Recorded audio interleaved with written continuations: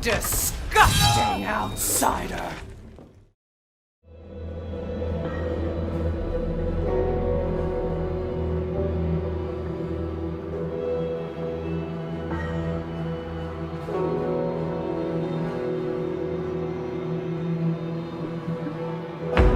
Happy Halloween! We have finally approached the 5th and final Monday Macabre, a weekly series dissecting a horror game up until the holiday, and seeing as how that day has finally arrived, I figured why not follow up with the finale of my last gaming series, Wicked Wednesdays, where I talked a little bit about Resident Evil 7 Biohazard. Seems only right that I give my couple of cents for its sequel last year, Village, and yes, I will be getting into some spoilers, so be forewarned. With Resident Evil 7, Capcom took its long-running survival horror franchise in bold new directions while simultaneously taking it back to its horror roots. Despite RE7 using a first-person perspective, the game was still very much a classic Resident Evil title, even though I still stick to my biases that it really could have benefited from being its own original game while seemingly taking inspiration from the original Resident Evil with its setting and puzzles. I myself am not close to the entire franchise, but I was very drawn by how off-kilter these games performed and leave enough in there for fans and non-fans. Not sure if it's of value, but... Why, you have your daughter right in your own hands. What are you saying? Take a closer look.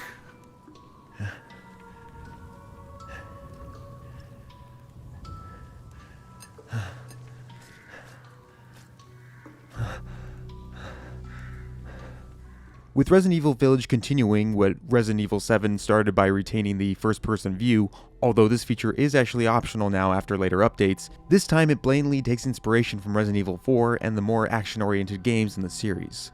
Set a few years after the events of RE7, our main protagonist Ethan Winters and his wife Mia have settled down in a rural European town, where they have tried to live a normal life with their baby daughter Rose.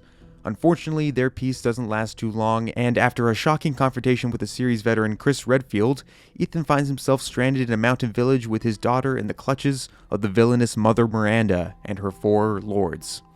Besides the real European setting, everything from Resident Evil Village's inventory system to its greater focus on action call back to Leon S. Kennedy's groundbreaking adventure. But since Ian wasn't all that combat savvy in RE7, some fans may be wondering why he's all of a sudden mowing down hordes of enemies in this new game. I'm guessing it's implied that Ethan has been getting intensive training from Chris Redfield in the years since Resident Evil 7's conclusion to prepare him in case he ever found himself in another life-threatening situation. Ethan puts those skills to good use in Resident Evil Village, utilizing a deeper arsenal of weapons as he fights his way against crazed villagers, vicious lichens, and some other monsters that he bumps into in his search for his daughter. Trust me, anybody that felt RE7 didn't have enough action will likely be much happier with RE Village in that regard, as there's a lot more shooting and many more different types of enemies for Ethan to put up his dukes to. Unfortunately, there is something lost with this renewed focus on action over scares. Capcom itself has admitted that RE Village isn't as scary as RE Biohazard and that it will readily be apparent to anyone that plays through it. There are a couple of startling moments, including a sequence with a fetus in a dark corridor that looks like a hybrid of the Eraserhead Baby and Pink Floyd's The Wall. But the game itself doesn't seem concerned with making players truly afraid of anything. No matter what difficulty setting you play the game on, I hate to say that none of the monsters pose that significant of a threat to Ethan, and even the bosses, to my shock, are dispatched rather easily, more so than the Baker family and the fungal enemies in Louisiana. Graphically though, I really like these design choices, right down to the indecisive nature in which the AI move and shift around from place to place. The different enemy types are all introduced pretty early on, giving you a preview of what's to come, but sometimes at an even grating level of forced humor. Way ugly! I wanna see! He's awake! Both of you shut the fuck up! What? Where? You mean you'll screw around with him in private, and where's the fun in that? Give him to me, and I'll put on a show that everybody can enjoy. Oh, so gauche. What do we care for bread and circuses? The man thinks suffering is assured. Gag, as a man's dick is cut off in the castle, blah, blah, blah.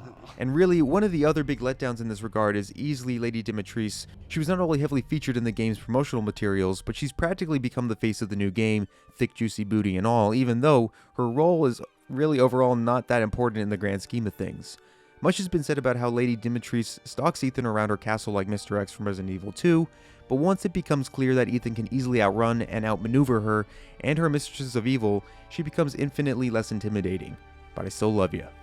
Each of Mother Miranda's lords also has a unique look to them and special powers that come into play in their section of the game world. This results in varied environments and engaging cutscenes, even if players may come away feeling like these supposedly ultra-powerful beings are being pushovers. They might not at all be that compelling to fight, but it is fun learning more about Lady Dimitrescu and the game's other lords. While players are out slaughtering Resident Evil Village's villains and monsters, they will also be doing a great deal of exploration. The village in the game's title serves as sort of a hub area that branches off into each major section of the game. As players progress through the story, they will get new keys and other items that will allow them to explore the village further, turning up treasures and special weapons that will give them an even greater edge over their enemies. Treasures and other points of interest are marked on the map at a certain point in the game, making it easy for Resident Evil Village players to check out all the other side content. While compared to most other games in the series, there's a damn good amount of side content, which, combined with the new Game Plus and multiple difficulty levels, boosts the game's replay value significantly. But even on my first playthrough, I would find myself getting very lost in some of the claustrophobic parts of the village hub, and even with a map to guide you, it's not always clear how to get to certain locations. I will even hand it to the polished graphics from just a few years ago, and while we still can't seem to get hair to look quite right with the current tech, the visual hiccups are very sparse. I think it helps that the game uses ray tracing to great effect on next-gen consoles, with its lighting easily the most impressive visual component. With this installment breaking more into the cutscene territory than the last, one would hope that the graphics live up to the hype, and they do. And players will be pleased to know that they are more skippable now if gameplay is your biggest concern. Ethan! I gotta say, I'm surprised you made it this far. It'd be a shame if something happened to you now. Sure, Chris. Why not? You killed Mia. Now do me and finish the job. Hey, Cap. I'm getting some serious motion readings out here. We should move on. What kind of readings? What's moving? Unknown, but my guess is we've been here too long and Miranda knows it. Hey, did you say Miranda? How are you involved? Leave it alone, Ethan. You are out of your depth. I beat RE Village in about 6.5 hours my first playthrough, which I expected as such, but there's definitely enough to bring a casual fan like me back, leading up to the RE4 remaster coming very soon. The story is a bit of a mixed bag. There are elements to it that will have players rolling their eyes as it can't help but fall into the same old Resident Evil cliches for many of its story beats. But at the same time, Resident Evil also makes some other really bold choices, setting up the inevitable Resident Evil 9 to potentially have an especially new and engaging storyline whenever it comes out.